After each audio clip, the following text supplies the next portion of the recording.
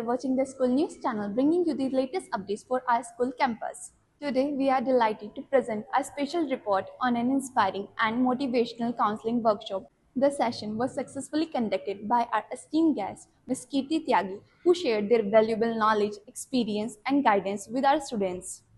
Ma'am hello. Ma'am मेरे कुछ question है आपसे। हाँ जी। मैम पहला क्वेश्चन ये है कि हम अपनी मेंटल हेल्थ को कैसे इम्प्रूव कर सकते हैं?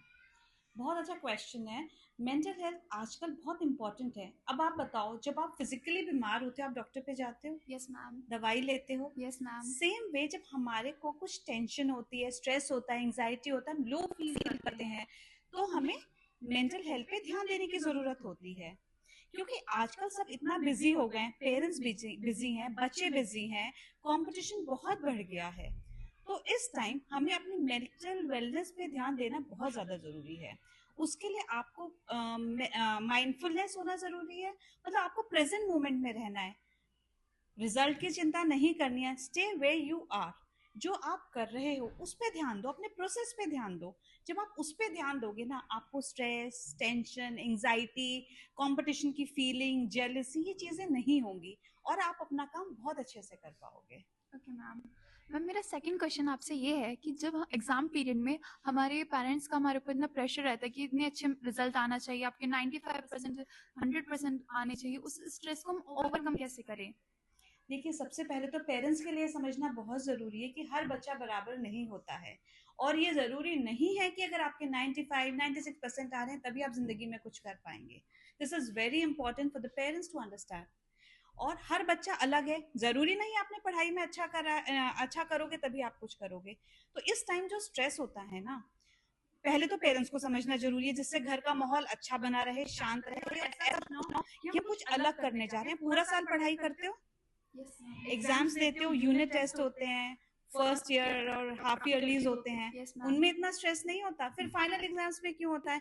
और फाइनल एग्जाम्स में कुछ आपकी अलग चीज तो नहीं आ रही है ना, वो आ रहा है जो आपने पूरा साल पढ़ा है। पेरेंट्स जो बोल रहे हैं वो अलग बात है, पर आपको अपने पे कॉन्फिडेंस होना चाहिए। अपने जो गोल्स हैं, देखिए हमारा एक मेजर गोल होता है, फिर उसके बाद हमें गोल्स को ना छोटा छोटा डिवाइड करना चाहिए, माइक्रो मिनी गोल्स में, फिर उन्हें हमें फॉलो करना चाहिए। फॉर एग्जाम्पल, आप एक चैप्टर पढ़ो, कल दूसरा पढ़ो, फिर उन दोनों को रिवाइज करो।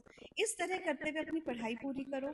जब आपका काम पूरा हुआ होगा, आपको स्ट्रेस एंजाइटी नहीं होगी। पेरेंट्स को समझाना अलग बात है, पर आपका जो काम है आप वो करो कि मुझे अपने पे विश्वास है, मैंने पूरे साल पढ़ाई करी है, मैंने मेहनत से पढ़ाई करी है, मेरा रिजल्ट अच्छा आएगा। अपने प्रोसेस पे अपना फुल कॉन्फिडेंस आप रखो। मैम मेरा एक और क्वेश्चन है कि इफ एनी केस हमारा रिजल्ट डाउन चला गया तो हम उस टाइम पर हम नेगेटिविटी में चले जाते हैं कि हमसे जब ना ही कुछ आगे हो पाएगा, ना ही कुछ कर पाएंगे हम, तो उस टाइम हम अपना पॉजिटिव फीलिंग कैसे लाएं?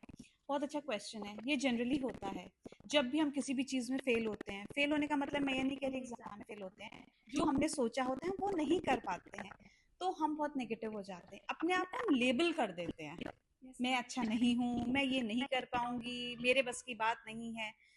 सबसे पहले अपने माइंडसेट को आपको चेंज करना, जो कि मैंने अभी बात भी करी थी, पॉजिटिव माइंडसेट। जब आपका पॉजिटिव माइंडसेट होगा, आप अपने आप को बोलोगे ठीक है मुझसे नहीं हुआ, मैं मेहनत करके और करूंगी और अच्छा करूंगी।